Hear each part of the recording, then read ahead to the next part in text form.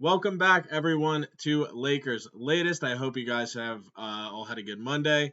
I hope you had a good Tuesday so far. Again, it is September 9th. Crazy that it's already we're that far into September already. I know it's like we're almost 2 weeks in September. It's just nuts. Yeah, I hope everyone had a good Monday, Tuesday. Another NFL game last night. Bears and Vikings are both horrible. It's an awful game. And yeah, no, NFL just started. NBA preseason starts in about 3.5 weeks. September 3rd is the Lakers' first preseason game. And then after that, we will have NHL. Actually, NHL will start pretty soon. Before that, MLB will be making the playoffs in a month. And yeah, we'll be rolling on a full scale calendar. Obviously, excited to see the Dodgers. Also, just a side note on the Dodgers. That's just the craziest thing I've ever seen. That on 2 out of 3 games they bring a no hitter into the ninth inning and don't get it on either one. Obviously, the game before, where they not only didn't get the no hitter but lost, was just one of the most insane games I've ever seen. Not gonna put too much stock in it. Dodgers to me still best team. I know the Brewers are good, but I think the Dodgers should have a good year. But let's get to the important stuff. The Lakers. So let's start today. First thing on the docket is Kawhi Leonard. I will not be not going to bring back up the whole, salary cap circumvention thing. Did he do it? Did he not? Are the Clippers in trouble? We've kind of gone over that.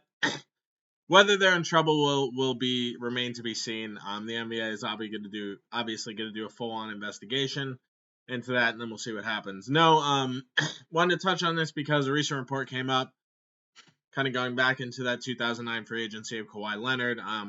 Just to take everyone back, obviously the Lakers wanted him very, very badly. It even says in the article how badly the Lakers wanted him. And at the time, we thought there was a really good chance they were to get him. He ends up going to the Clippers. He's done nothing there, by the way. He's played like 6 games, maybe in 5-6 seasons. And thought that was all going to happen. Maybe he's going to come to the Clippers. The Lakers. Obviously ends up going to the Clippers. And kind of there had been a general speculation towards it, but the most recent report,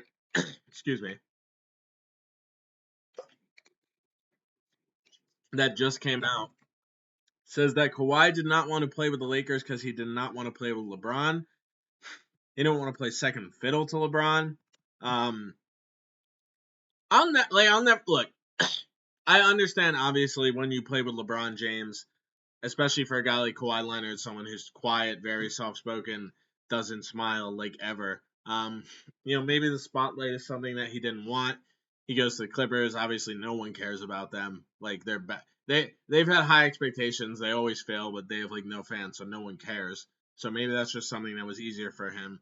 But this whole like playing with LeBron, I just don't get it. It's LeBron James. It's arguably the greatest player of all time. Like, do you not want to win? Like, congratulations.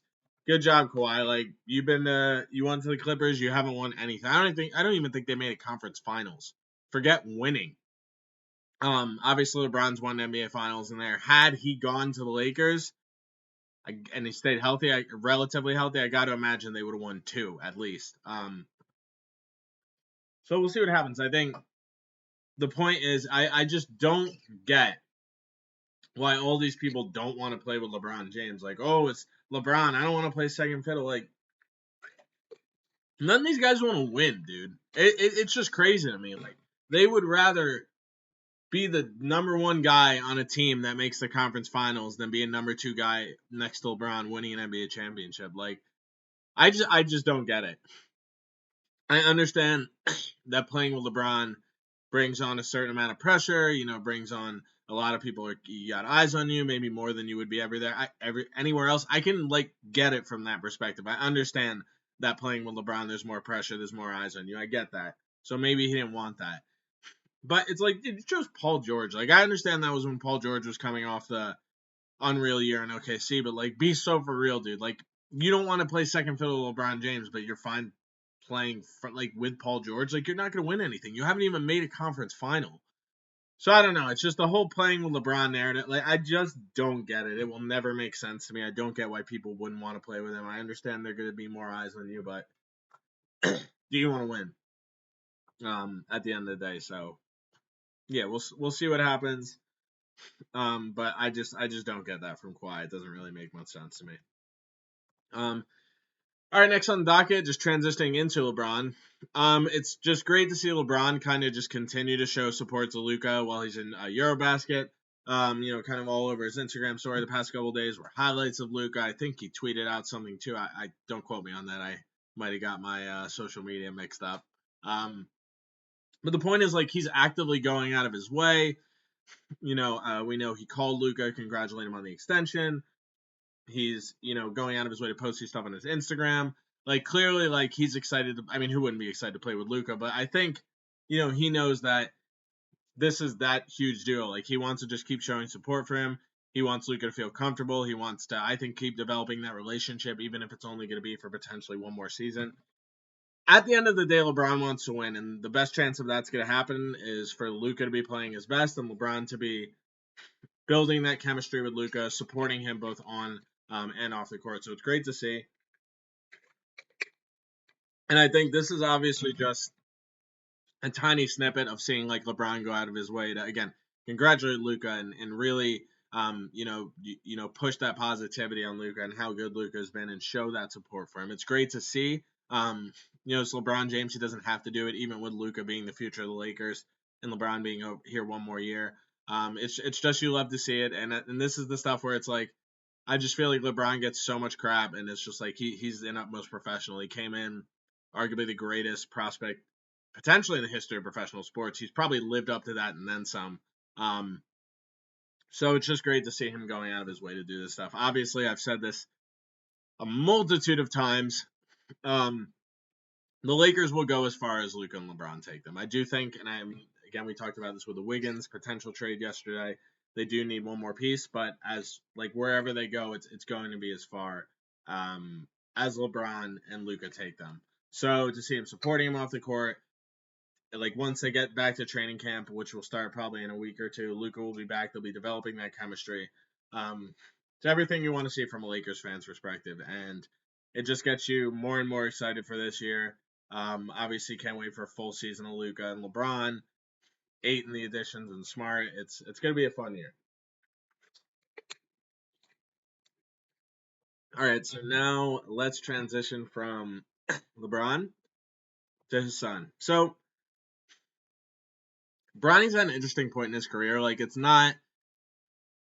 I don't really see a path for him to have a spot in the rotation unless he just crushes preseason and shows a massive, enormous improvement, which we did see in Summer League. You did see a big improvement in Summer League, but again, that's Summer League. We need to see it versus consistent NBA players, consistent NBA talent. But to me, expectations for Bronny should just be like, because the reality is he's probably going to be in the G League again for most of the season.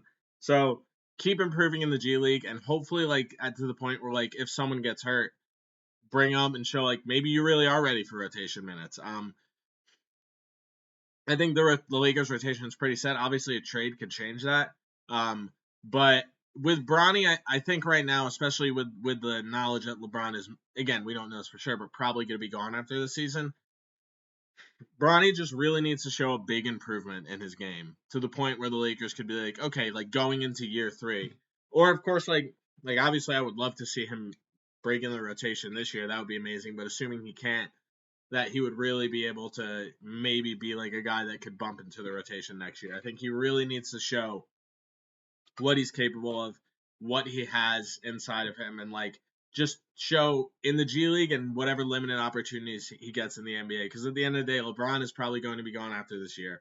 And he's not going to have that security blanket of his dad being on the team. And so it's going to be like, if you're not good, we're not going to keep you. So I think he needs to do everything in his power to try and break into that rotation, or at least be a guy that if someone gets hurt, he can be one of the guys that steps in when they get hurt. Or just really solidify himself as a guy that potentially could be a role player on this team moving forward, whether that be sometime this year or next year. I'd also definitely like to see him improve his outside shot. All the tools are there for him to become a good NBA player. Whether he does or not, that's still up for interpretation. Obviously, rooting for him. Hope he crushes it. Wish him nothing but the best. Would love for him to become a real solid NBA player. But there's still a ton of work to do. but this is a really important year for him, especially with LeBron most likely going to be gone after next year. He really has to show some promise to the point where, they want to keep him and give him a chance either next year or sometime this year, assuming he shows strong progress.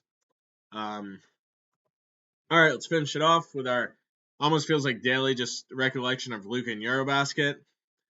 He's in, I believe, the semifinals now.